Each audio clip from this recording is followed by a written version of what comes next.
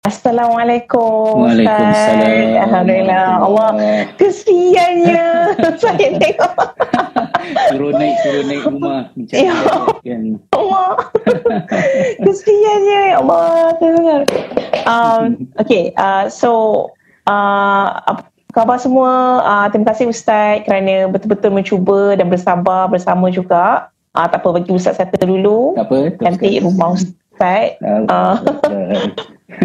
Macam dan seronok jugalah tengah-tengah malam ni nampak cahaya matahari kat rumah Ustaz juga kan. So sebenarnya I think saya rasa kita kena despite macam susah apa benda ni semua, macam I think jadi kita boleh jadi cherish lagi momen-momen untuk berbincang dan bersembang ni, insya-Allah lah. Ustaz apa khabar? Lebih candid kan. Alhamdulillah baik. Betul. Rahmat apa? Okay. Alhamdulillah, busy lah buat kerja macam biasa. Saya akan betul. Saya akan teruskan Ustaz. Saya akan walaupun Ustaz yang buat live ni, saya akan berperanan sebagai moderator lah, insya-Allah, untuk semua kita punya penonton pada hari ini. Assalamualaikum semua. Saya Rahmah daripada Imam Publication. Tadi waktu mula-mula live dekat Imam Publication, ramai orang buat kelakar-kelakar. Dia cakap, oh menu Rahmah. Oh, saya rasa kelakar sebabnya dulu waktu saya kecil-kecil tak ada orang pun yang macam kisahkan dengan nama tu. Dan saya siap lagi waktu saya kecil, saya masuk ke klinik, orang sampai ingatkan saya punya nama ni nama nenek tua. Macam dia panggil saya Puan Rahmah. Betapa nama tu rare dan nama orang tuanya waktu tu. So I grew up feeling like very nak terus sangat ke nama aku ni. And then eventually I did really mind it. Sekali baru-baru ni saya pergi Starbucks, dapatkan satu drink. Saya cakap dekat dia, nama saya Rahmah, dia boleh gelakkan saya. Dah jadi meme dah nama aku ni. Dia macam sesuai nama sebagai pengetua sekolah sebenarnya. Betul. Sesuai kan, nama sesuai. Jadi itulah hikmah nama. And I think dalam nama ada banyak cerita. Dan I don't know, saya macam reflect pasal benda ni lah beberapa kebelakangan ni, dan macam mana nama tu daripada nama yang sangat alien kepada orang. Saya growing up, and how today people ambil nama saya dan nak tulis nama menu Rahmah instead of nama Rahmah saja. Tak apa, it's okay. So thank you so much. Baik, untuk semua yang hadir pada hari ini, terima kasih banyak-banyak untuk kerana menghadiri sesi live kita pada hari ini. Again, sekali lagi, siapa yang saya tak greet tadi, nama saya Rahmah, saya daripada Imam Publication. So insya-Allah pada hari ini kita akan ada sesi pre-Ramadan dengan Ustaz Rizal. Kita akan ada refleksi sikit, sembang sikit, mungkin lebih santai, tidaklah terlalu, maksudnya orang kata macam kita nak memberat-beratkan. Pada malam ni pun dah agak lewat juga. Dan juga sebenarnya jauh lebih penting daripada tu, sesi ini yang bertujuan untuk kita menggalakkan semua orang untuk belajar tentang this new event yang Imam Publication akan saya akan terima kasih Amaliati, Rahmah is a beautiful name, dan yang kita akan jalankan pada hari Sabtu ini, yang bertajuk Sehingga Mentari Terbit, sebuah event penyucian jiwa dan penyediaan diri bersempena dengan Ramadan yang diorganize, yang dianjurkan oleh pihak Iman Publication sendiri. Dan kita ada beberapa speaker yang sangat-sangat hebat semuanya. Yang pertamanya adalah Muzuza, Ustaz Muzuza, yang Ustaz Muzuza banyak bercerita dan berkongsi pengalaman dan juga memberi tunjuk ajar kepada ramai follower dekat Twitter. Mungkin dekat Instagram kurang sikit. Kita juga ada Aisyah Syahira, penulis buku Talk to Allah, penulis buku Quran Tiger, Be Friendly to Quran, yang juga akan bercerita banyak tentang Ramadan dan bagaimana penyediaan diri beliau juga bulan Ramadan. Kita juga akan ada saudara Hafizul Faiz, dan yang juga sangat terkenal dengan buku beliau tentang pergi. Dan akhirnya kita ada tak lain tak bukan Ustaz Rizal sendiri, yang juga merupakan penulis buku sehingga Seni Berfikir Yang Hilang, Erti Beragama Yang Hilang, dan Sisi Berakhlak Yang Hilang bersama dengan Imam Publication. Dan Ustaz akan bersiaran secara langsung, insyaAllah, dan dengan Q&A-nya sekali sebelum bertanya soalan pada Ustaz di event tersebut nanti pada hari Sabtu ini. Sekiranya anda masih belum mengetahui apa-apa, tidak berpeluang untuk membeli event ini, boleh pergi ke imanshop.com, itu imanshop, imanshop.com, dan dapatkan tiket pada harga istimewa RM30 diskaun sekiranya anda menggunakan kod SMT-UH. Okey, SMT-UH sehingga mentari terbit SMT-UH. So dapatkan RM30 diskaun. Kalau tak, harga dia RM99, tak silap saya, ke 100 lebih macam tu. Kalau dapat RM30, tak senang nak dapat diskaun ni. So kita nak galakkan semua orang yang berminat untuk belajar dan prepare diri sebelum Ramadan untuk pergi berdaftar untuk event ni. Kalau tak dapat nak pergi event ni, boleh belikan tiket ni untuk kawan, bagi hadiah birthday, bagi hadiah dekat mak, bagi hadiah dekat ayah, untuk prepare diri masing-masing ke event kita, insyaAllah. So dan gunakan kod SMT-UH. So kalau boleh gunakan, boleh pergi ke imanshop.com pada malam ini juga untuk purchase tiket anda untuk event tersebut. Terima kasih lagi banyak-banyak sekali lagi kepada Ustaz Azizal dengan short notice ni sudi untuk bersama dengan kita pada hari ini, bersepenuh untuk kita mempromosikan event Senyum Mentari Terbit ini, aktiviti flagship Iman lah, insyaAllah. Kita juga ada sesi meet and greet untuk semua orang. Jadi sekiranya ada masa, sekiranya anda berminat, boleh nak jumpa penulis saya dan juga speaker-speaker yang saya listkan tadi, boleh datang ke event tersebut, insyaAllah. Ya Ustaz, ada beberapa komen daripada saya punya colleague tadi dekat imanplus.com dekat saya. Nanti Ustaz boleh tolong pinkan komen tu dekat Instagram ni, kalau dia nak promote event tu nanti. Kalau saya akan tweet, akan komen lagi sekali, dan Ustaz boleh pinkan lah sekejap lagi. Saya tengok balik, kalau Ustaz jumpa, Ustaz boleh pinkan lah kejap lagi. Baik, so saya akan cakap juga sekejap. Okay, so gunakan diskaun SMP nikmati RM30. Okay, terima kasih banyak. Okay, so jadi saya just nak I just take it easy a little bit, dan saya macam just nak buat sedikit self reflection lah. Bercerita tentang Ramadan ni, saya fikir-fikir juga apa soalannya. Macam nak cakap dengan Ustaz ni macam-macam, cakap best. Apa benda yang saya tak pernah tanya Ustaz lagi? Dan saya terfikir jugalah as saya prepare hari ni untuk malam ni punya sesi. Saya berfikir kan, macam apa yang saya Ramadan ni, kita punya hubungan dengan Ramadan ni tidaklah natural. Bermaksud it's not like the moment we thought about Ramadan pada usia kita 7 tahun, 6 tahun, apabila kita belajar tentang berpuasa, kita immediately dapat satu relationship yang baik dengan Ramadan tu sendiri. Ia merupakan satu struggle, kita membesar, kita tak faham relationship kita dengan Ramadan macam mana, dan eventually kadang-kadang kemanisan bulan puasa tu hanyalah satu yang kita dapat apabila usia kita lebih mendewasa. I guess di sini saya macam just nak dapatkan Ustaz punya cerita sikit lah kan, insight, berkenalan sikit. Bagaimana pemahaman Ustaz tentang Ramadan ini berevolusi daripada Ustaz muda, mulai mengenali Islam, mengenali amal, mulai mengenali Ramadan itu sendiri. Bagaimana relationship Ustaz tu berubah kan? Sebab kadang-kadang orang macam rasa magic. Kenapa orang rasa kena Ramadan ni hebat sangat, rasa kena tersentuh, rasa macam nak jadi baik, tapi tak rasa apa-apa kan. So mungkin Ustaz boleh ceritakan sikit macam mana pemahaman Ustaz tentang Ramadan itu sendiri berevolusi untuk diri Ustaz sebagai seorang Muslim sendiri. Okay. Bismillahirrahmanirrahim. Terima kasih kepada Rahmah dan rakan-rakan di Iman kerana mengajak saya sekali lagi tanpa jemu. Dan terima kasih juga pada kawan-kawan yang lain yang sudi meluangkan masa untuk bersama-sama. Kita kerugian sikit lah dalam 20 minit kot kan. Dan saya mendapat posisi yang macam duduk tepi pantai pula, santai-santai kan. Selalunya formal je dekat tempat meja kerja saya. Kalau cerita tentang Ramadan pada suatu ketika dahulu, saya rasa cerita saya ni mungkin bagi ibu bapa kepada generasi kami itu adalah perkara biasa. Tetapi untuk ibu bapa yang umur sekarang, yang bukan umur saya lah, yang muda-muda sikit ni, yang anak-anak kecil mungkin lebih kurang baya-baya Rahmah ke ataupun abang kakak sikit ke, lebih kurang macam tu, mungkin tak suka dengan cerita saya. Sebab cerita saya ialah saya berkenalan dengan Ramadan sebagai bulan yang menyeronokkan sebagai seorang kanak-kanak, kerana di zaman jahiliah itu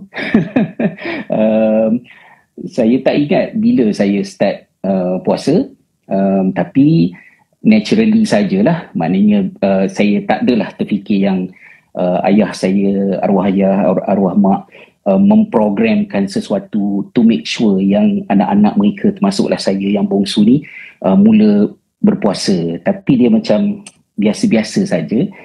Kemudian kalau orang kata puasa tapi tak semayang. Saya rasa sampai darjah 3, darjah 4 tu masih tengah langgang lagi.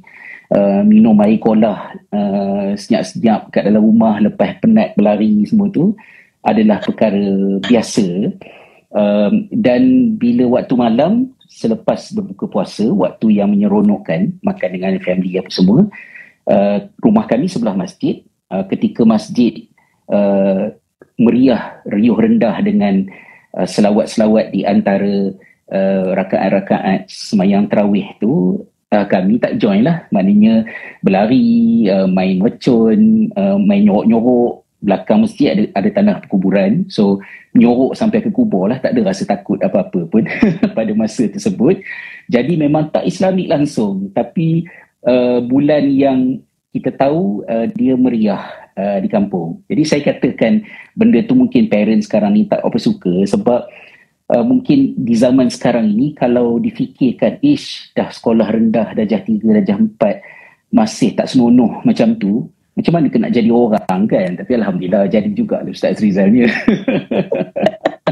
Sebagai nak mengingatkan kepada kita, sometimes bila kita nak mencapai sesuatu, ada kalanya benda tu tak dapat dicapai kerana kita overdo benda tu. Kita berlebih-lebihan pada melakukannya. Jadi mungkin dah mula keluar tajuk lain sikit lah kan.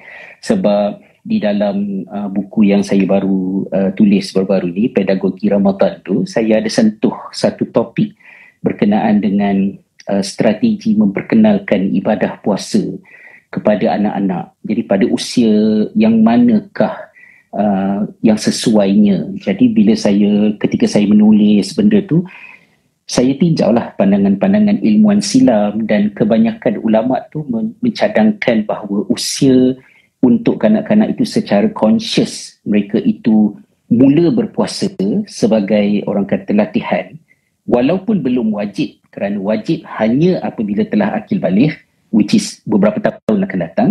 Mungkin yang perempuan awal sikit, yang lelaki mungkin lewat sedikit, tapi 10 tahun tu macam dah properly training tu dah bermula. Jadi tidaklah macam 7 tahun, 6 tahun ke kita dah panik, dah memikirkan semua benda ni tadi kan. Jadi itu satu reflection yang mungkin boleh kita fikirkan, bahawa hilangnya keberkesanan Ramadan tu ada pelbagai faktor yang boleh kita sembangkan, tapi salah satu dimensinya adalah pada meninjau kembali macam mana Ramadan itu diperkenalkan kepada kehidupan kita. Dan ada kalanya bukan salah Ramadan ataupun agama tu ataupun ilmu pengetahuannya, tetapi dia punya pedagogi dia, kaifiat dia, macam mana benda tu diperkenalkan. Antaranya ialah bila kita begitu mengawalkan, begitu menyegerakan berpuasa itu dilakukan sesegera mungkin, macam-macam benda yang mungkin boleh terjadi dalam fikiran anak-anak kita, sehingga bila dewasa kita tahu dalam masyarakat kita very common kita jumpa orang yang puasa tapi tak semayang, contohnya kan. That is satu senario. Saya bukan menyebutnya sebagai macam kita lagi bagus daripada mereka, tidak, tapi kita memerhati dan kita nak faham kenapa benda tu boleh berlaku. Kalau dua-duanya perintah Allah, what went wrong sehingga solat itu tidak dilakukan oleh sebahagian anggota masyarakat, tetapi mereka tetap berpuasa bila tiba Ramadan.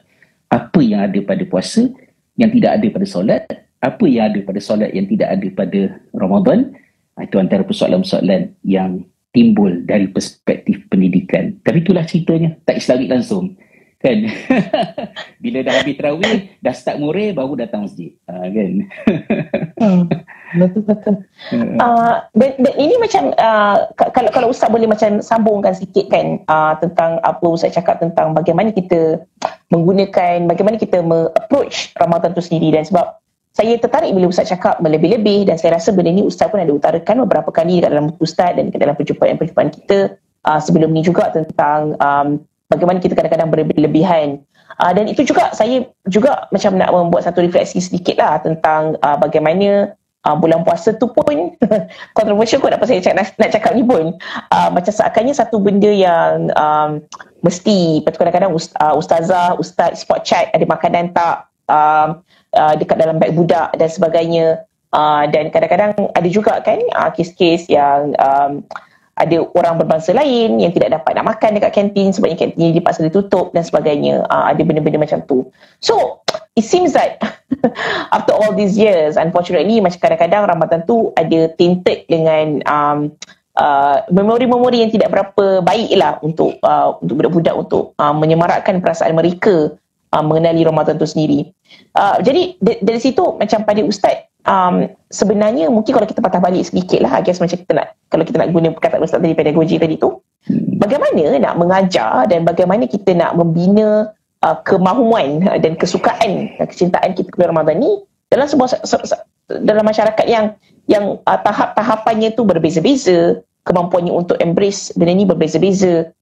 Macam mana nak memperkenalkan konsep ini yang pada waktu ini di-embrace dengan keadaan yang terlalu, macam mana nak cakap, communal. Dia bukan satu benda yang personal, satu benda yang kita pegang, kita bagi, dan eventually orang tu tak membawa pengalaman berpuasa itu di dalam hati dia. Dia berbuat sebab itu adalah masyarakat buat juga. Pada pendapat Ustaz, macam mana kita nak tackle benda ni dan menjadikan Ramadan tu kembali bermakna bagi individu tu sendiri, dan dia nak buat supaya benda tu dapat menyucikan diri tu sendiri. Pertama sekali, kita kena ingat balik bahawa kewajipan berpuasa di bulan Ramadan itu bermula dengan turunnya ayat 183 surah Al-Baqarah itu. Ayat itu diturunkan pada tahun kedua Hijriah. Maknanya berapa tahun dah tu? 13 tahun, 14 tahun selepas risalah Islam bermula. Dalam erti kata yang lain, ketika Allah memerintahkan ibadah puasa tu, dengan permulaan ayat itu seruannya ialah wahai orang-orang yang beriman, ya ayyuhallazina amanu. So maknanya puasa ni adalah satu perintah yang Allah arahkan untuk ianya dilakukan oleh orang-orang yang beriman. Orang-orang yang beriman itu telah 13-14 tahun dibentuk akidahnya, jiwanya, imannya, sehingga bila Allah panggil, mereka sahut. Okey. Jadi kita kena halusi dalam masyarakat kita, iman tu terbentuk tak untuk bila fiqh dia datang, bila ibadah tu datang, dia boleh menjadi sesuatu yang meaningful. Kebimbangan saya ialah bila kita tidak seimbangkan di antara membina akidah dengan membina fiqh. Tak tahulah betul ke tidak kan dia punya konsep tu. Kita terfokus lebih kepada membina fiqh tadi dalam keadaan imannya tidak cukup ataupun imannya rapuh. Dan ini kita address secara spesifik ketika saya di Malaysia, di dalam sekolah kami yang merupakan sekolah yang ada program hafazan Al-Quran. Kita ingatkan balik riwayat Jandab bin Abdullah radhiyallahu anhu yang describe tentang bagaimanakah para sahabat menghafal Al-Quran. Mereka belajar akidah, belajar iman, kemudian belajar Al-Quran. Bila mereka belajar iman, baru belajar Al-Quran, Al-Quran mengukuhkan iman. Itu description yang diberikan oleh sahabat ni tadi. Yang terjadi dalam banyak program tahfiz ialah kita fokus kepada Al-Quran, tapi imannya tak dibentuk.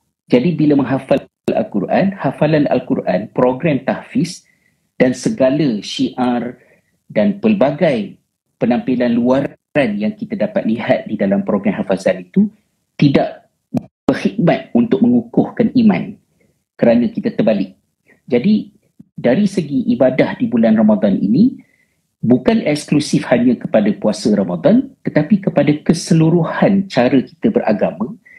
Apabila keberagamaan kita itu banyak memberi beratnya kepada persoalan hukum hakam, fiqh, ibadah tadi, tapi imannya itu tidak dibentuk dengan baik. Dan bila ada sebahagian masyarakat boleh terima, katalah hipotesis saya tu, lalu mereka kata, betul, sebab itu akidah yang penting. Lalu mereka terjemahkan kepentingan akidah itu ke dalam bentuk akidah sebagai maklumat. So kena belajar fakta-fakta dalam akidah, sifat 20-nya, nama-nama Allah kena hafal, Asmaul Husna kena hafal. Again, tak serve yang dikatakan akidah tu penting tu maksud dia apa. Jadi berlaku kepincangan dekat situ. So itu satu bab yang saya nak respon kepada soalan yang Rahmah tanya tadi, bahawa kita membentuk Islam kita sebagai Islam hukum hakam lebih berat jika dibandingkan dengan Islam akidah, nilai, jati diri, cara berfikir. So itu satu bab. Kemudian yang keduanya yang saya nak respon juga ialah masa tengah duk turun naik tangga tadi mencari kat mana tempat yang kot-kot lah boleh boleh better kan. Saya teringat kepada satu teori dalam pendidikan yang mungkin boleh kita consider. Salah satu sebab kenapa budak-budak sekolah dekat Finland, minta maaf saya sebut negara Finland tu, sebab ramai orang tak suka tentang Finland sekarang ni.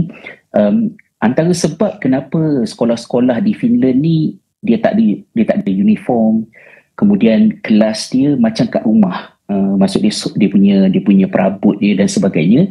Dia berbalik kepada satu isu sosiologi yang ada dalam sistem pendidikan Finland, iaitu Finland ni dia nak sistem pendidikan dia menghapuskan konsep the unnatural kid. Okay?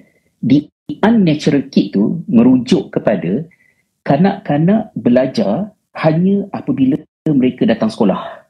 Jadi maksud dia, belajar tu bukan sesuatu yang natural pada diri kanak-kanak. Sebaliknya, bila dia pakai uniform, dia datang sekolah, suasana sekelilingnya bertukar menjadi suasana sekolah dan bukan lagi dekat rumah, maka ini masa untuk belajar. Jadi seolah-olah masuk sekolah, belajar, habis sekolah, berhenti belajar, balik rumah dah jadi benda lain. So Finland tak nak benda tu macam tu.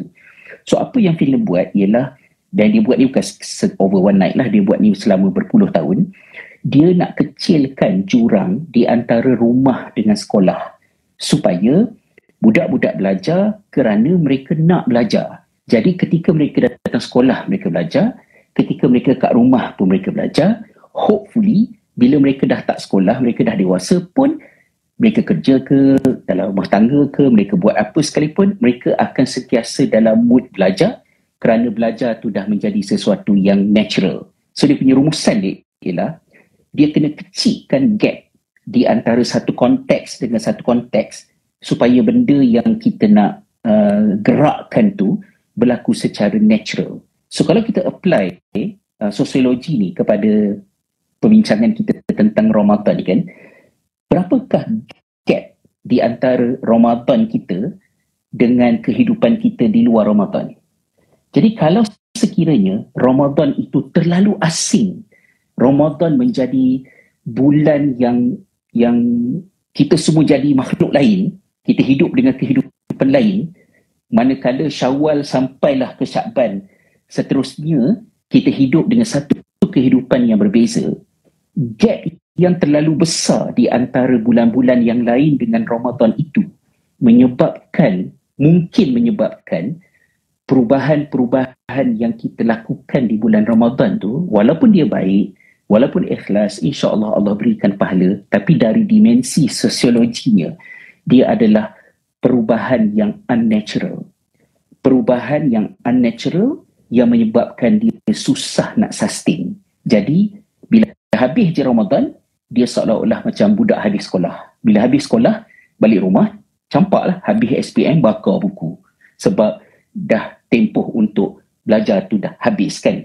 Jadi kalau kita patah balik fikirkan di zaman para sahabat dulu, cuba kita pertimbangkan apakah ada kemungkinan walaupun di bulan Ramadan itu mereka intensif meningkatkan ibadah mereka, membanyakkan sedekah, buat macam-macam lah macam yang kita tahu yang ada dalam ilmu-ilmu Islam yang kita belajar ni, tetapi kehidupan mereka di dalam bulan Ramadan itu dengan kehidupan mereka selepas Ramadan dan sebelum Ramadan, gapnya tak sebesar gap kita sekarang.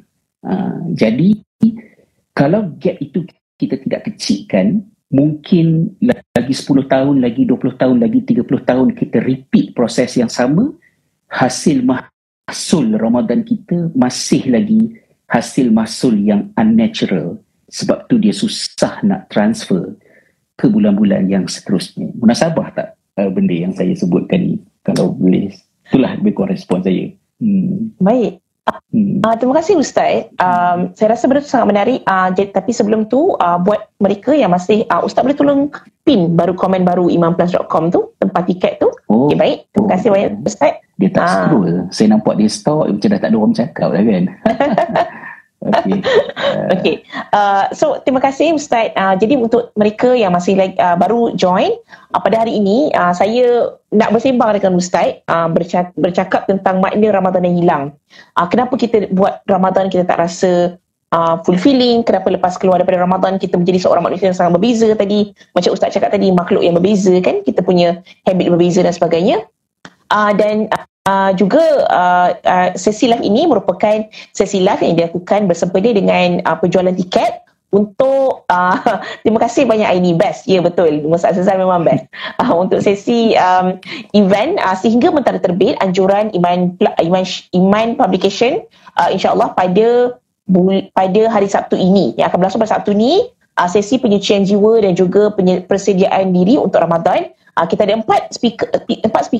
Speaker pertama adalah Muzuza, Ustaz Muzuza, kita ada Aisyah Syahira, kita ada Hafizul Faiz, dan kita juga ada Ustaz Asrizal yang akan bersiaran langsung daripada Island, insyaAllah.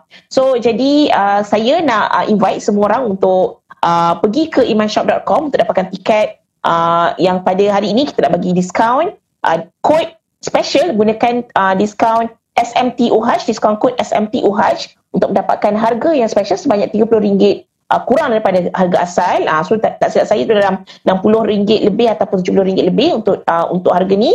RM30 off ya. So kalau tak boleh, tak suka nak datang, tapi teringin rasa macam lebih sesuai untuk bagi kat kawan, boleh bagi hadiah, boleh bagi hadiah dekat family, boleh bagi hadiah kat mak bapak, boleh bagi hadiah dekat sepupu-sepupu. So saya nak galakkan untuk semua orang pergi ke imanshop.com untuk tengok dan dapatkan tiket untuk diri anda. Kita ada recording dan juga live streaming, dan juga kita ada physical event di Masjid Bangsa, insyaAllah. So jemput, hadir dan dapatkan tiket anda pada hari ini menggunakan diskaun kod special SMTOH untuk RM30 off, insyaAllah. Baik Ustaz, saya macam nak touch balik apa yang Ustaz cakap tadi tentang bagaimana kita perlu memperkuatkan iman sebelum kita membanyak-banyakkan praktis fiqah ni, which is sebenarnya macam agak berbeza daripada cara pemberian, macam mana cara kita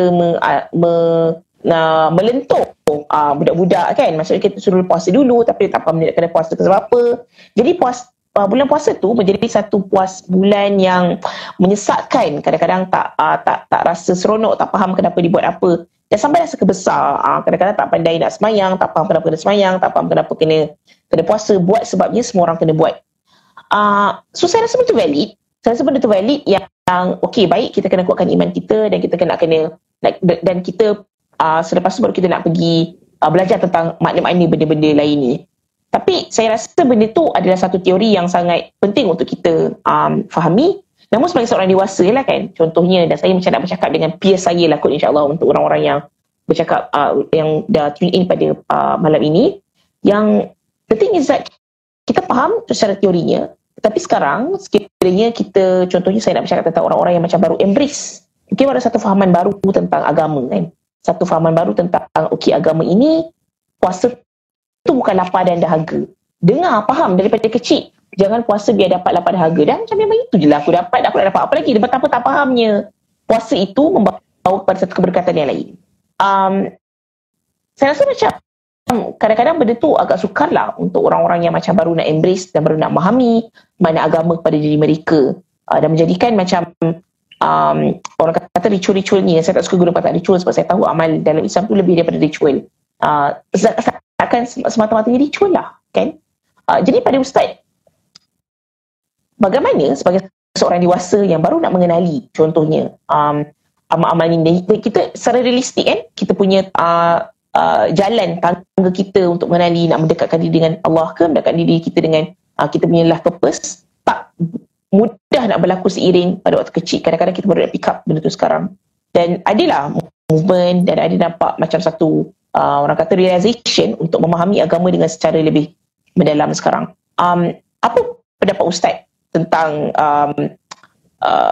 I guess like this sense of like overwhelmingness tentang nak kalau macam tu, adakah bermaksud tak payah puasa dulu, kena faham iman dulu kalau kita nak ambil tiket like to that drastic ke pada Ustaz, macam mana untuk mereka yang masih lagi baru nak belajar balik, berhijrah balik contohnya?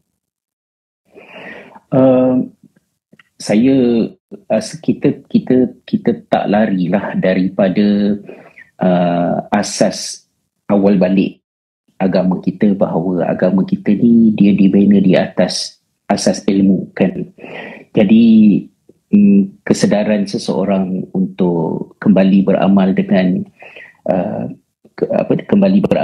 Islam, membetulkan kembali kehidupan, ataupun mungkin istilah yang lebih biasa orang sebut berhijrah kan, hijrah meninggalkan kehidupan sebelum ni kepada yang lebih baik. Dia kesedaran itu, dia punya sifat dia seperti spark plug kan, dekat motor ataupun kereta kita. Walaupun dia cantik, dia macam memercikkan api, tetapi dia tidak akan menjadi nyalaan. Dia terpercik itu hanya untuk menggerakkan enjin yang perlu kepada bahan bakar, kepada minyak petrol. Baru bila bersambut percikan api itu dengan minyak petrol tu, barulah enjin tu bergerak. Jadi semangat untuk berubah, kesedaran untuk menghayati agama dengan lebih baik, dia hanya merupakan percikan api tadi, kesedaran tu tadi. Dia perlukan kepada minyak. Jadi minyak tu ialah ilmu. So mesti dicari ilmu. Walau bagaimanapun dia tak semudah itu, kerana ilmu tu ilmu yang macam mana pula. Of course kita tak boleh nak katakan baca buku yang ni, jangan baca buku yang ni. Tak mungkin kita nak semudah itu mengatakan bahawa, tetapi kita diuji pula dengan layer yang seterusnya apabila kesedaran yang nak disokong dengan ilmu pula berdepan dengan lambakan maklumat, nasihat, tazkirah, kata-kata hikmah, percakapan-percakapan yang endless, tetapi banyak yang berkemungkinan meaningless apabila dia tidak dirumuskan dengan baik, apabila dia tidak ditulis dengan baik. Saya boleh katakan bahawa cara yang paling boleh menjamin untuk kita jumpa ilmu yang berkualiti ialah apabila kita pergi kepada mendapatkan ilmu itu dari sumber-sumber yang tidak menarik. Itu yang sedih sikit lah, macam ironi sikit kan. Maksud dia, pergi cari buku yang tak ada gambar tu, yang teks saja, terutamanya kalau buku tu dalam bahasa Arab contohnya, itu dah cukup menyaring kita daripada terbuang umur dan masa membaca benda-benda yang tidak bermanfaat, kerana banyak buku yang sedemikian rupa terkandung di dalamnya ilmu-ilmu yang kukuh untuk jadikan rujukan. Tapi of course lah, itu cadangan yang tidak praktikal, tidak munasabah. Justru kita terpaksalah terima realiti, kita kena cari buku yang ada kat depan kita lah kan. Saya bukanlah nak kata belilah buku iman, tapi bila iman highlight good content matters tu, itu adalah satu saringan yang penting. Dan saya doakan supaya Iman Publication dan juga syarikat-syarikat lain konsisten, berintegriti, berpegang, kerana itu bukan slogan marketing, tetapi itu adalah slogan yang menyelamatkan, kerana kita hidup di era sampah ilmu ya, ilmu sampah yang bertebaran sehingga orang tak cukup umur dan masa untuk meneliti benda-benda ni tadi. So ilmu macam mana yang kita nak cari, apa yang boleh kita cadangkan kepada orang yang sedang dalam perjalanan ini. Susah juga saya nak macam nak rumuskan dia macam mana kan, tapi kalaulah kita boleh back to basic balik, bila kita nak orang kata melakukan satu ibadah, katalah kita nak sembahyang ataupun kita nak puasa, kita kenal dengan rukun yang pertama dia kan, iaitu niat. Jadi dalam niat tu dia ada beberapa komponen. So komponen dia tu bahagian pertama dia, kita akan katalah contohnya niat puasa, sahaja aku berniat berpuasa pada esok hari atau pada hari ini, yang kat ujung tu lillahi ta'ala. Ada kemungkinan lillahi ta'ala tu kita tidak emphasize cukup sehingga dia benar-benar menjadi tujuan satu-satu perbuatan dan menjadi kiblat sebenar perjalanan kita. Sebab bila kita buat satu-satu ibadah tu di dalam keadaan kita berpegang teguh kepada komponen yang last tu, lillahi ta'ala tu, maka kita akan melakukan ibadah itu dengan, kalau dalam bahasa orang sekarang ni, dalam bentuk yang lebih mindful. Kita aware dengan satu-satu tujuan dan dia menguatkan kita. Contohnya bila kita nak buat perubahan, kita seorang semayang, kawan-kawan semua tak semayang, di satu peringkat kita rasa okey, tapi lama-lama mungkin kita rasa lemah. Bila kita katalah daripada tak tudung, kita pakai tudung, orang ejek kita contohnya, kita mungkin rasa macam dah lemah. Terutamanya bila benda-benda yang kita buat tu tak berjaya menjadi sesuatu yang meaningful kepada kita. Sebab manusia ni dia meaning maker, dia adalah pencipta makna. Otak manusia ni dia bila dia dapat satu ilmu, bila dia mendengar sesuatu, dia akan proses benda tu dan dia akan decide benda tu meaningful ke tak meaningful kepada dia. Kalau benda tu tak meaningful, dia seolah-olah macam maklumat-maklumat tu akan drop, akan hilang. Tapi kalau maklumat tu meaningful, dia akan pergi ke next step, dia akan masuk ke long term memory, dia akan bergaul dengan emosi dan dia akan mula, yang kita kata shaping proses tu akan mula terjadi. Tapi perkara ini memerlukan kepada kita untuk merombak banyak kebiasaan beragama dalam masyarakat kita. Macam saya sebut tadi lah, supaya kita mudah nak faham, kita bagi contoh. Adakah bagi budak darjah 1 belajar sifat 20 ataupun perbahasan-perbahasan tauhid rububiyah, tauhid uluhiyah dan tauhid al-asma' wa sifat sesuatu yang meaningful kepada budak umur 7 tahun? Kalau sekiranya benda tu tak meaningful, dia dapat skor 100 dalam subjek akidah sekalipun, benda tu tak shape dia. Sebab dia tidak bertukar daripada maklumat kepada makna. Lalu makna itu mula cair dalam fikiran dia, dalam kepercayaan dia, meresap masuk. Dia tak jadi macam tu. Dan ini bukan satu benda yang senang. Tak tahulah saya nak put kat mana kan. Saya berhenti dulu kat situ lah kan, tapi takut panjang sangat menjawabnya. Tapi saya tak tahu adakah clear ataupun tidak respon saya tu. Clear kan? Dan saya rasa macam benda tu membawa kita kepada memahami yang there's a reason lah untuk kenapa kita tidak mampu meneruskan sesuatu amal.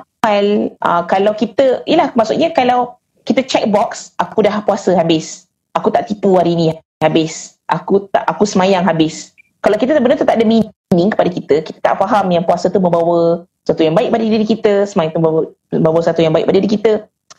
Jadi kenapa kita nak kena meneruskannya di luar Ramadan juga? And I'm guessing that in that sense, cultivating meaning tu yang sebenarnya nombor satu yang perlu berlaku dalam setiap amal. Makna tu kena dibina terlebih dahulu. Faham tu satu, tetapi memahami bagaimana benda tu memberi impact kepada kita tu pun penting juga. So boleh jadi faham, kita tahu benda ni sepatutnya mendekatkan diri kepada Allah, dah faham, kita dah ada iman dan sebagainya. But also another thing tu, Ustaz ada benda nak cakap. Saya nak bagi satu contoh supaya saya tak lupa kan. Saya ada masukkan dalam buku Pedagogi Ramadan kisah ni. Kisah ni ialah dialog di antara Rasulullah SAW dengan Sayyidatina Aisyah. Masa tu Rasulullah baru balik daripada perang Tabuk ataupun perang Khandaq, saya tak ingat sangat. Dan ketika itu angin kuat, macam ribut lah, dan angin kuat itu telah menyebabkan langsir yang menutup barang-barang simpanan Aisyah di satu sudut rumah mereka terselak. Dan bila terselak ni, kisah ni daripada Sayyidatina Aisyah sendiri.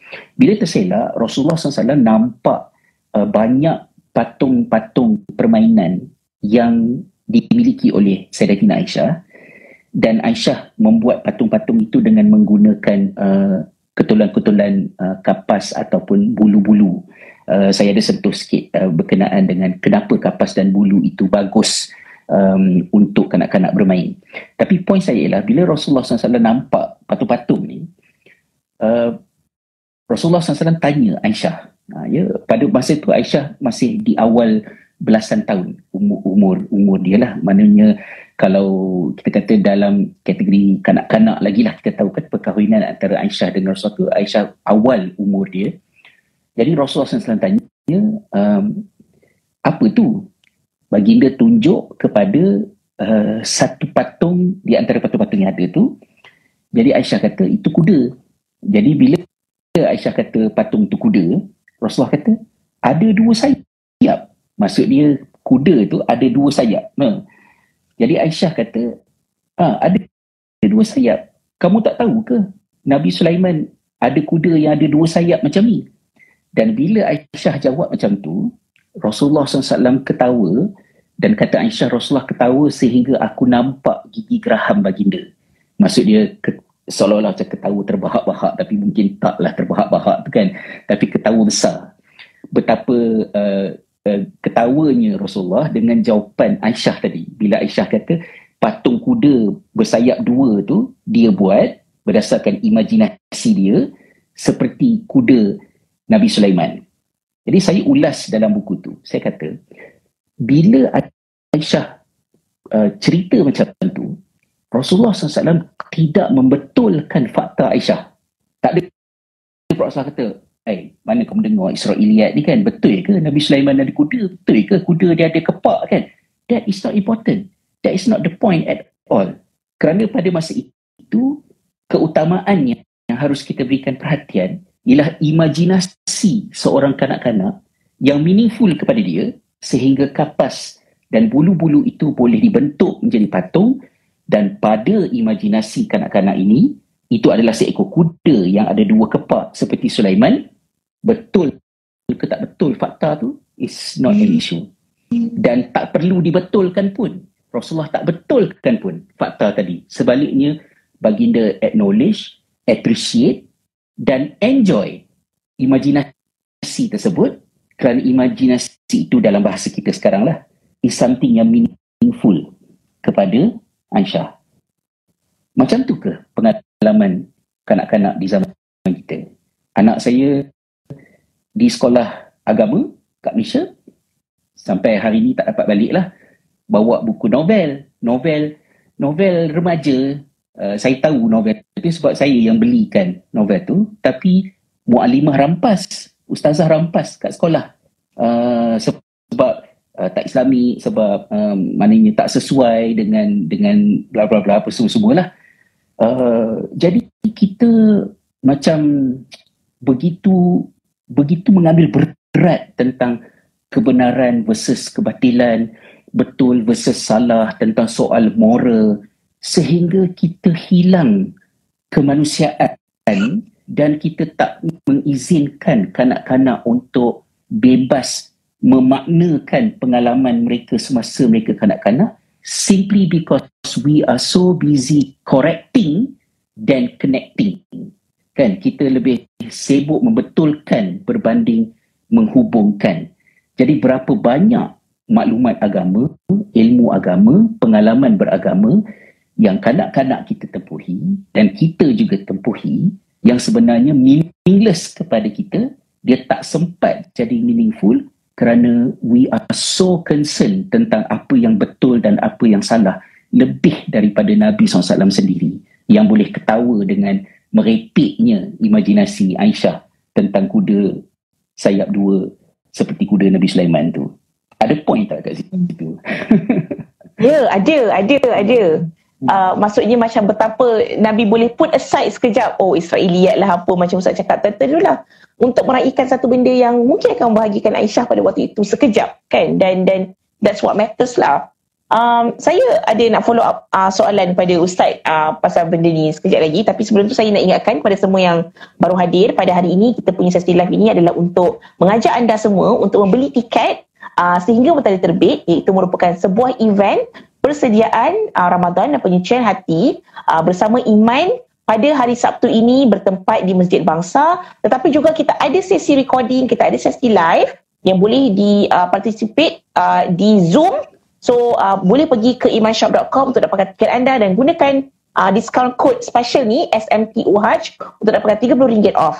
Ustaz Rizal merupakan salah seorang guest kita yang akan di live streamkan daripada Island insyaAllah pada hari tersebut. Kita juga ada lagi 3 speaker, Hafizul Faiz, Ustaz Muzuzah dan juga Aisyah Syahira yang akan berada di sana dan juga akan available untuk sesi meet and greet dan juga book signing. Juga semua orang boleh bertanya soalan kepada speaker-speaker kita ni insyaAllah. So jangan lupa boleh pergi ke imanshop.com sekarang dan dapatkan tiket anda. Pada hari ini juga kita ada discount code dapat RM30 off ni. Bukan senang nak dapat. Jadi saya galakkan semua, kalau tak dapat nak beli untuk diri sendiri, boleh beli untuk kawan-kawan, boleh beli sebagai hadiah untuk siapa-siapa yang anda rapat insyaAllah. Baik. Hadiah terbaik untuk Ramadan pada saya. Untuk follow up pada soalan tadi tu Ustaz, bila cerita tentang meraihkan makna yang kita cultivate di dalam setiap kita punya perbuatan, juga membuatkan kita terfikir tentang betapa penting makna yang kita cultivate, yang mana kita cipta dalam amal-amal kita, supaya amal-amal itu memberi satu makna yang spesifik dan orang kata beautiful lah kepada diri kita sendiri, ya. Obviously benda ni penting, right, untuk approach amal, untuk approach suruhan Allah dengan pemahaman yang memberi makna kepada diri kita. Sounds quite simple. Like I think we can teach kids that. We can teach kawan-kawan kita yang mungkin intimidated dengan Islam, tak tahu nak semayang, takutlah nanti aku semayang salah, baik tak payah semayang. Kenapa tidak kita meraihkan pencarian makna di dalam amal-amal kita, dalam masyarakat kita, dan juga kepada semua orang yang baru nak mengenali Islam balik, yang baru nak memahami balik kenapa dia beramal. Kenapa tidak kita galakkan secara lebih, orang kata, institusinya approach ni? Kenapa kita lebih suka approach hukum hakam tu dulu, approach teknikalnya dulu? Dengarnya macam tak susah sangat. Kenapa kita lebih gemar approach begitu? What's wrong with us? Cabar sikit sebenarnya saya nak jawab soalan tersebut, kerana sisi pandang saya ni saya kurang jumpa lah, maksudnya ada diulas, jadi saya perlu lebih bertemu dengan pendapat yang sama untuk mengesahkan apa yang saya rasa lah, ya. Sebab saya rasa bila kami sekeluarga berhijrah, meninggalkan tanah air ke sini, bukan semua orang berhijrah kerana nak lari daripada masalah. Ada orang hijrah kerana nak bawa lari masalah bersamanya ke tempat lain, kan. Jadi dalam arti kata yang lain, bukan bermakna saya berada di sini saya dah tak ada masalah. Masalah masih ada, cabaran masih pelbagai, dan macam-macam isu lagi timbul. Tetapi yang saya nak tekankan ialah bila kami keluar daripada kontrol environment macam dekat Malaysia, ada syiar, ada jabatan agama, ada cop halal pada makanan, so tak payah nak baca sangat ingredient ke apa. Bila dah ada cop halal tu, dia dah beritahu siap-siap lah benda ni halal. Benda-benda tu ada semua. Kita ada agama Islam, agama rasmi, kita ada mazhab yang dominan dekat Malaysia, sekolah agama, semua benda tu hilang tiba-tiba bila kami berhijrah, dalam arti kata yang lain, dah tak ada dah institusi, formaliti, kemudahan, sehingga even anak-anak kami pun terpaksa cari jalan macam mana nak semayang kat sekolah kat bawah tangga, dekat dalam store, tumpang bilik cikgu. Tetapi bila pengalaman kami dekat sini jadi macam tu, saya rasa pengalaman kami beragama dekat sini lebih dekat dengan apa yang saya faham tentang pengalaman beragama generasi awal Islam di zaman Nabi SAW dan para sahabat. To put it in a simple way, kebanyakan sahabat adalah revert, mu'allaf. Mereka menerima Islam sebagai seorang yang sudah dewasa. Justru dalam family mereka, ada yang Muslim, ada yang tak Muslim, ada yang mak ayah tak Muslim, anak Muslim, dan sehingga di Madinah sekalipun umat Islam masih minoriti berbanding dengan majoriti yang merupakan bukan orang Islam. So kalau kita halusi balik realiti kehidupan umat Islam di zaman terbaiknya, iaitu di zaman Nabi SAW dan para sahabat ni, kehidupan Muslim sebagai minoriti di tempat-tempat yang disebut sebagai negara bukan Islam tu lebih sinonim, lebih parallel berbanding dengan menjadi Muslim di sebuah negara Muslim yang ada jabatan agama, yang ada sekolah agama, yang ada pelbagai kemudahan.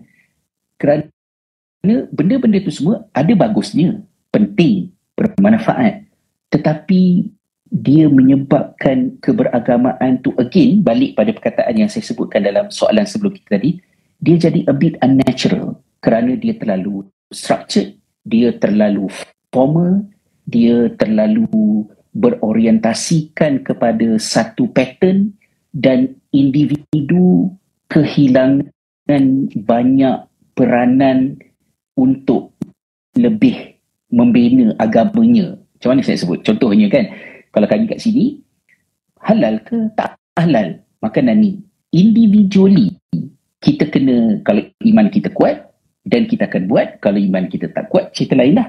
Tapi kalau kita masih ada iman yang mengambil kira benda tu, kita kena put effort. Baca ingredient, tengok, oh okay, ini halal, so boleh makan. Katalah begitu. Jadi bila kami berhijrah kat sini, saya sedar dari segi amalan-amalan luaran anak-anak kami banyak terjejas, dan anak-anak remaja ni macam-macam lah. Ada orang mengintai akaun Facebook, akaun Instagram ahli keluarga saya, dan nampak benda-benda yang menunjukkan betapa tak Islamiknya family kami ni yang dah 7 tahun jauh daripada Malaysia.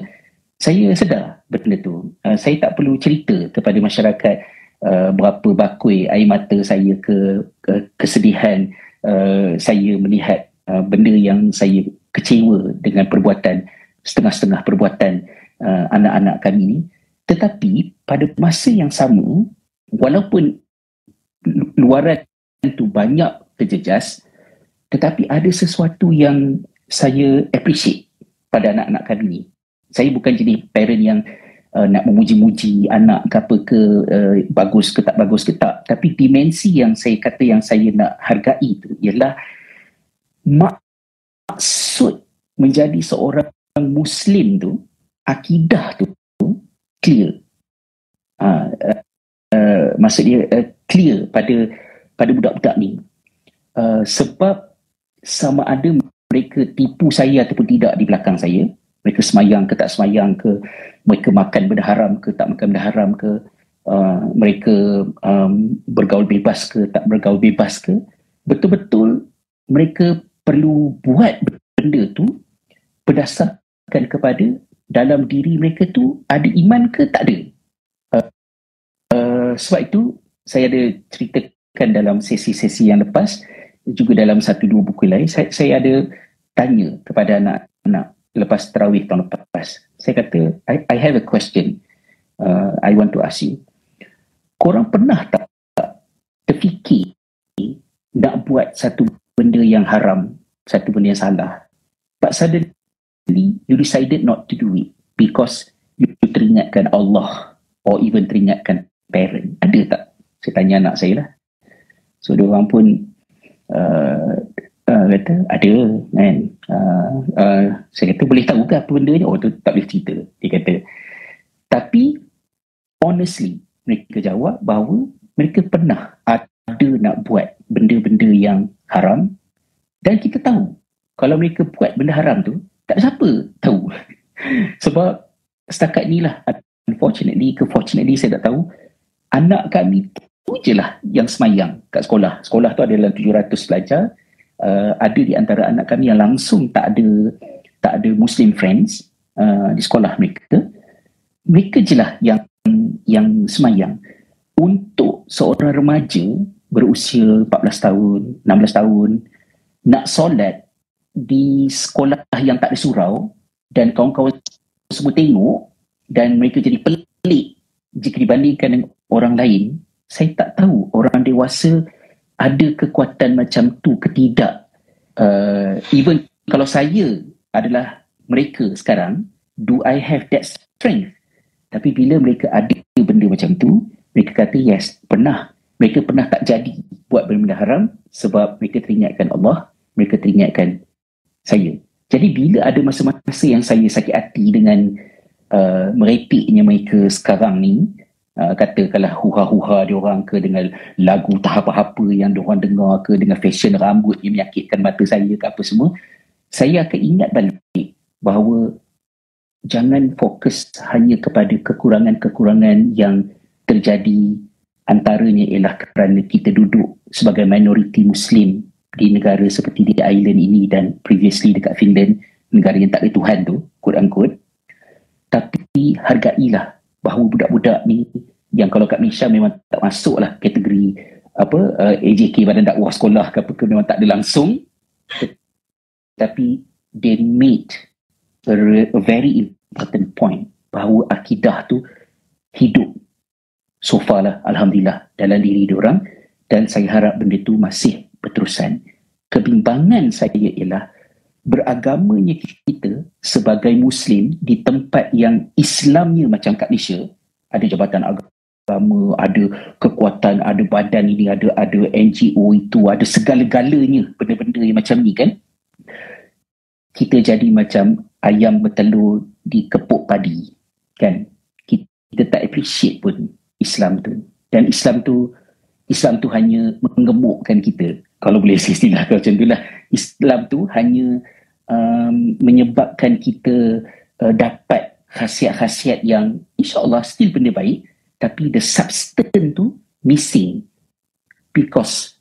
simply because we just cannot do it kerana semuanya terlalu structured, semuanya terlalu curriculum, semuanya terlalu formal, semuanya terlalu education officially macam dekat sekolah, sehingga tiada lagi elemen mandiri dan memilih untuk beragama, sedangkan agama menjadi warisan kebiasaan, budaya dan hal ehwal organisasi macam yang Rahmah describe dalam soalan tadi. Wallahualam. Terima kasih Ustaz. Dan juga ini membuatkan saya macam kalau kita bawa balik kepada Ramadan, right? And I think saya pernah sempat sekejap lah 7 tahun lah juga di luar negara, dan antara one of the things yang saya constantly needed to do setiap kali bulan puasa adalah bagi tahu orang saya puasa. Tapi kadang-kadang macam it gives like a different vibe tau bila kita bagi tahu setiap hari kita declare. Kan kita macam asyhadu an la ilaha illallah tu dekat dalam solat kita tu satu, kita declare. Tapi bayangkan setiap hari kita kena declare aku puasa demi Allah, dan bukannya kita setakat cakap dengan diri kita, itu senang. Bukan cakap kita dengan Allah tu pun senang. Bercakap dengan manusia lain, yes. Bercakap dengan orang yang pada kita nampak macam dia ada pangkat ke, dia orang yang kita rasa kita kena get on their good side ke. Sebenarnya tak mudah lah benda tu. Dan dia macam, sebab tu lah bila kita sekolah agama dulu lah, kan kita belajar yang kita kena berlafazkan kan kita punya kepercayaan tu. dengan lidah kita. Itulah yang saya nampak, macam lagi kita berada di dalam environment yang kita follow the flow. Maksudnya orang solat kita solat, orang puasa kita puasa. Tidaklah maksudnya kita tak nak bi'ah yang baik itu, taklah nak cakap kita suka dengan situasi yang baik kan. Tetapi kalau sekiranya situasi yang baik itu membuatkan kita tidak berfikir secara aktif yang kita adalah Muslim setiap hari, dan apakah makna dan fungsi situasi yang baik itu juga. Jadi susahlah, saya pun rasa macam susahnya nak fikir benda ni, sebab tidak bermaksud situasi itu tidak baik kan. Macam adakah aku kena tidak bersyukur kalau environment aku ni solehah kan? Ada kalau environment aku ni soleh kan? Pada saya rasa benda itu adalah satu konflik dan konflik yang pada saya agak indah lah yang Allah ciptakan, yang memang kita kena embrace sebagai manusia. Sekiranya kita terlalu easy, kita kena cari balik makna tu dalam hidup kita. Macam kalau saya nak petik buku lain iman, macam buku Sukufu, sekiranya kita complacent dalam perhubungan, then we probably would not rasa happy pula berada dengan pasangan kita tu contohnya. Dan benda tu berlaku sebenarnya macam-macam aspek dalam kehidupan kita kan Ustaz. Dia bukan setakat amal kita sahaja, dia bukan setakat kita punya hubungan je. Macam kalau contohnya macam saya pun fikir jugalah, kadang-kadang budak-budak kan, bila mak bapak tak bagi tahu that you are good person, you did well, kita budak-budak tu pun bagi tahu diri dia, aku bagus, aku boleh ni. Macam mana dia nak jadi bagus kalau dia tak mampu nak bercakap pasal benda tu banyak kali dekat diri dia juga. Dan saya rasa macam, saya tak tahulah, saya rasa saya dalam dilema untuk macam mana kita nak cultivate macam environment yang membuatkan kita sentiasa aware dan peka dengan benda tu. Dan saya tak pasti kalau berdasarkan perbincangan dengan Ustaz, nampak macam kita kena kuat, kita kena ada that realization. Tapi apa tu yang membolehkan kita untuk sentiasa dapat realization tu, saya tak berapa nak tahu macam nak replicate benda tu. Ustaz ada apa komen tu on that note, Ustaz? Bagi saya, macam orang putih sebutlah, dia kata hidup ni win some lose some kan. Macam lebih kat sini kurang kat sini, lebih kat sini kurang kat sini. So sama ada kita hidup sebagai Muslim majority ataupun sebagai Muslim minority, ujian tetap ada. Dan kita memang tak boleh lari daripada ujian, sama ada ketika senang ataupun ketika susah. Tetapi dia punya tool dia, macam yang Rahma sebutkan tadi tu, dia berbalik kepada essence Ramadan yang nak datang ni. Dan kerana itu juga saya rasa macam kita kena highlight kepada rakan-rakan kita di sini bahawa poin penting program Sehingga Mentari Terbit tu, at least pada saya lah, saya ni macam nak orang kata put words in people's mouth kan. Kalau tak betul, Iman boleh nafikan lah kan. Tapi saya rasa lah, kenapa program ni penting, sebab walaupun genre dia adalah Ramadan, tema dia adalah Ramadan, tetapi dia adalah sesuatu yang kita nak cetus dalam Ramadan, tapi kita nak pakai seterusnya. So dia adalah sesi belajar bukan tentang Ramadan. Dia adalah sesi belajar untuk kita maksimumkan how Ramadan can help us, dan kemudian benda tu boleh dibawa ke depan. Jadi manfaat dia tak berhenti setakat raya Syawal. Sama macam buku pedagogi Ramadan, walaupun saya tulis buku tu tema dia tema Ramadan, tetapi bila saya minta maklum balas daripada team editor yang saya kata, so what do you think after you read the book? Dia kata buku ni adalah buku yang it's not about Ramadan. Dia adalah benda yang berkaitan dengan bagaimanakah agama sepatutnya dipelajari dan dia relevan terus-terus ke depan. Okey. So apakah gist yang saya katakan tadi tu? Iaitulah takwa. Takwa tu kita kupas panjang dalam program-program kita, dalam buku yang saya tulis tu, bahawa takwa ni adalah consciousness, kesedaran. Ya? Kesedaran, maksud dia ketika kita minority ataupun ketika kita majority, kita maintain kita punya level of consciousness, and this is something yang tidak mudah untuk dibuat, sebab kita akan mudah macam blended dengan persekitaran. So kita tak sedar apa yang sedang berlaku di sekeliling kita. Jadi dengan adanya takwa, ketika kita minoriti ke ataupun ketika kita majoriti, kita tak lupa benda-benda asas kita. Antaranya, sama ada ketika kita majoriti atau kita minoriti, bila kita Muslim, kita adalah hamba kepada Allah. Hamba Allah ketika minoriti, hamba Allah ketika majoriti.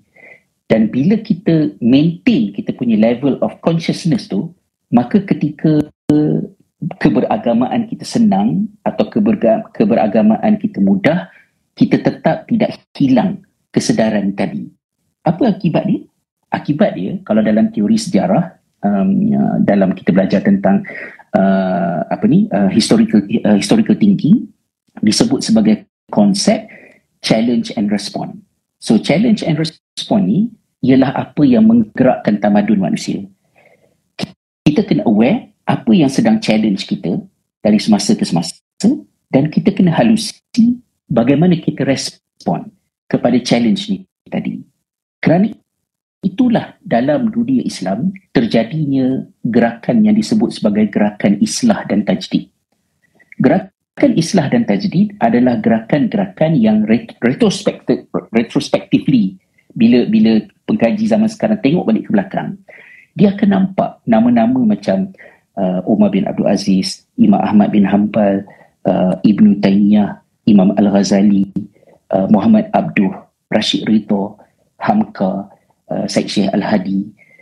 Nama-nama ni kalau kita tinjau dari segi mereka ni dalam geng yang mana, kita boleh jumpa mereka ni dalam geng yang bertentangan. Contohnya macam mana boleh Imam Ghazali dengan Ibn Taymiyah duduk dalam tim yang sama, sebab mereka berdua ni adalah membawa orang kata satu pembawaan yang kita faham sekarang ni macam bertentangan kan.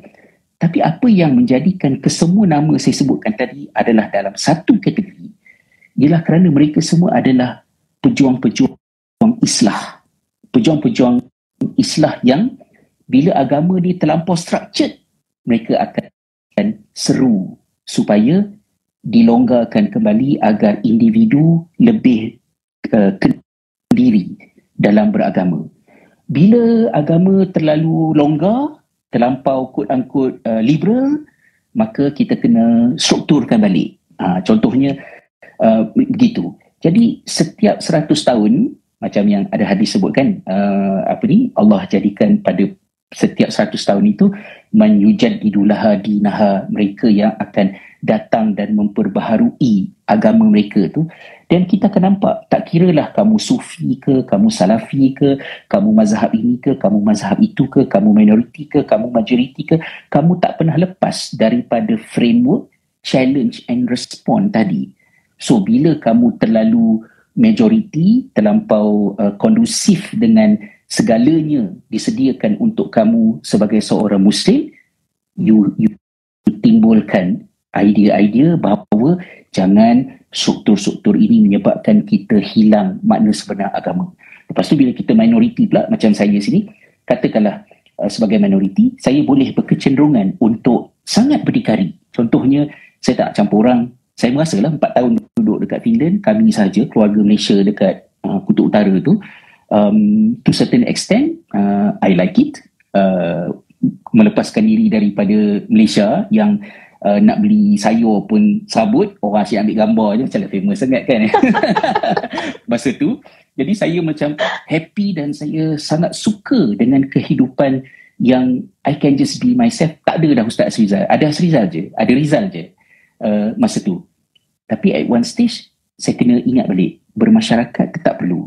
Jadi saya shape balik. Jadi challenge and response tu menyebabkan masa kita senang ke, masa kita susah ke, masa kita majority ke, masa kita minority ke, kita maintain our level of taqwa, iaitu kita sentiasa check keliling kita betul ke tak betul keberagamaan kita ni.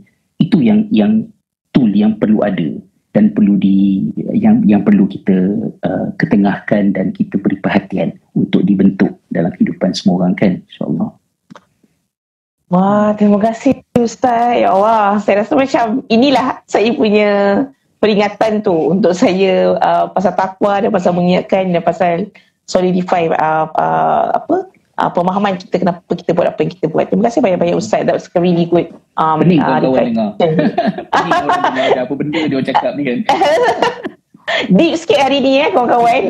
Minta maaf saya macam ni lah bila saya ganti Zuma, Zuma pun ada juga bagi tahu Rahma kau ni deep sangat. Tapi saya berminat dan inilah sesi yang saya suka dengan Ustaz Afrizal, dan terima kasih banyak Ustaz Afrizal kerana berkongsi sepanjang 1 jam lepas. Kita dah jam 10.36, so saya akan pelan-pelan membungkus wrap this up. Membungkus insyaAllah. Untuk mereka yang baru join, selamat datang. Tapi kita pun dah habis dah. Live pada malam ini adalah untuk mempromosikan sesi event Sehingga Mentari Terbit, terbitan Iman yang akan berlangsung pada hari Sabtu ini, yang juga merupakan event macam Ustaz cakap tadi tu tentang meraihkan kedatangan Ramadan, juga sebagai satu preparation untuk diri kita dan penyediaan hati kita dan penyediaan mental kita, fizikal kita, emosi kita, tentang bagaimana kita nak menyambut satu bulan yang penuh barakah ini. Bagaimana untuk kita memastikan kita bukan makhluk yang berbeza luar daripada Ramadan. Kita juga merupakan makhluk yang boleh diteruskan kebaikan-kebaikan yang dimulakan di dalam bulan Ramadan itu ke dalam ke seluruh tahun, insya-Allah. So jadi dalam event ini kita akan ada 4 speaker. Salah seorangnya adalah Ustaz Afrizal. Selain daripada kita ada Hafizul Faiz, Ustaz Muzuza, dan juga Aisyah Syahira. Semua topik-topik berbeza-beza. Muzuza akan bercakap tentang Al-Quran. Hafizul Faiz, insya-Allah tak silap saya, akan bercakap tentang saya dah terlupa sikit dah pasal apa. Tapi yang saya ingat, Ustaz Afrizal akan bercakap tentang istiqamah. So jadi sekiranya ada kalangan kita yang tak tahu macam mana nak meneruskan kebaikan-kebaikan yang dipelajari, yang diamalkan sepanjang Ramadan, dan kebaikan tu di sini saya ingatkan seperti mana yang kita dah bincang dalam tempoh masa sejam lepas, bukan hanya semata-mata tentang aku boleh semayang, aku bersedekah, tetapi juga tentang pemahaman diri kita, tentang diri kita tu sendiri, dan bagaimana kita tu nak memastikan kita tu mempercayai sesuatu yang kita percaya sebab kita nak percaya. Dan nanti macam pembinaan jati diri tu yang sangat unik di dalam bulan puasa itu sendiri, yang sama-sama kita boleh manai insya-Allah pada sesi hari Sabtu ini. So boleh pergi ke imanshop.com, imanshop.com, dan dapatkan tiket Sehingga Mentari Terbit, sebuah sesi penyembuhan jiwa dan persediaan Ramadan. Sesi akan berlangsung sepanjang hari, daripada pukul 8 tak salah saya, lepas setengah ke 10 ke 9 sehingga ke pukul 5 insya-Allah. Dan saya nak galakkan semua boleh pergi dapatkan purchase anda, belikan tiket pada hari ini. Gunakan discount code Ustaz Afrizal, SMTUHAJ untuk dapatkan diskaun RM30 off. RM30 bukan sikit, bukan RM5, bukan RM3, bukan 5%, bukan RM30 off. So bukan senang lah nak dapat diskaun sebanyak ni. So gunakan discount code ini dan dapatkan tiket anda. Kalau tak nak pergi, boleh bagi hadiah dekat orang. Ala-ala dalam Ramadan ni boleh bagi peringatan kepada kawan-kawan, family-family yang kita rasa boleh kiranya memanfaatkan sesi ini, insya-Allah. Baik Ustaz, saya rasa setakat ni itu sahaja. Terima kasih banyak-banyak Ustaz kerana bersabar juga dengan kami dan juga bersabar juga dengan segala apa orang kata obstacles daripada pukul 9 sampai 9.30 tadi. Dan kami sangat-sangat berterima kasih pada Ustaz Afrizal untuk willing untuk buat sesi ni. Dan pada saya bukan semata-mata untuk mempromosikan tiket je lah Ustaz. Saya rasa kadang-kadang sesi ni macam 2-3 kali kita tak bersepang kan, bila buku tak ada kita nak keluarkan, so kita bercakap.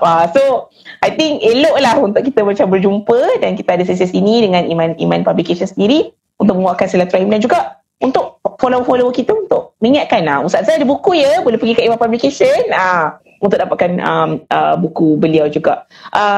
Sekiranya rindu lagi nak bercakap lagi dengan Ustaz, nak dengar lagi Ustaz cakap, jemput datang ke kita punya Sehingga Mentari Terbit ni Sabtu ini anda boleh jumpa dengan Ustaz Afrizal, akan bersiaran langsung, boleh tanya soalan pada Ustaz Afrizal live juga, insya-Allah.